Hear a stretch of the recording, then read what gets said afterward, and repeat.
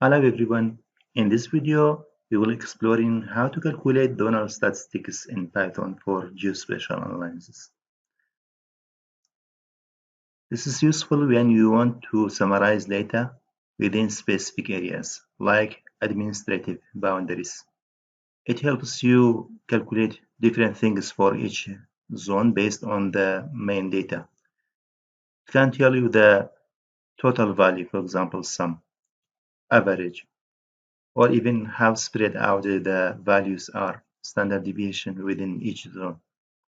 There are other calculations you can do too, like finding the highest or lowest values in a zone, and so on. Our package PyLST should be installed. Then first we will import a function called calculate_zs from PyLST. This function helps us perform zonal statistics. Next, we define the location of two files we will be working with. One is a shapefile containing boundaries. In this case, it is called Erbil Administration 3.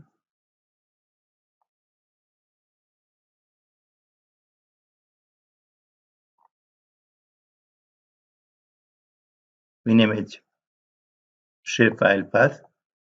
The other file is a raster file containing data we want to analyze.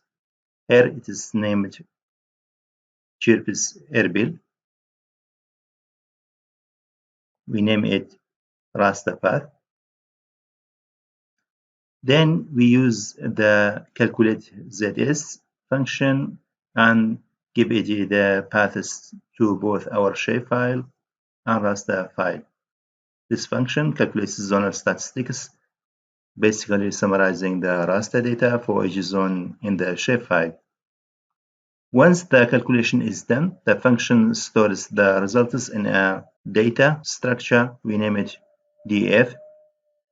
We then use the print function to display the df on the screen, showing the zonal-based statistics. Finally, we save these statistics for later use. We tell the df to save itself as a file named zonal statistics chirps.csv. This creates a common separated value in that you can open in any spreadsheet software. That's it.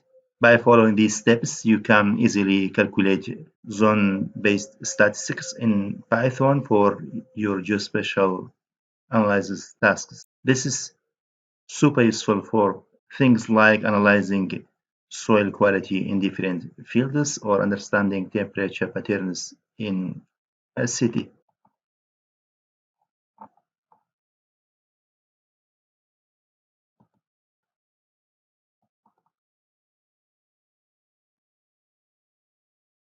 The output CSV file looks like that.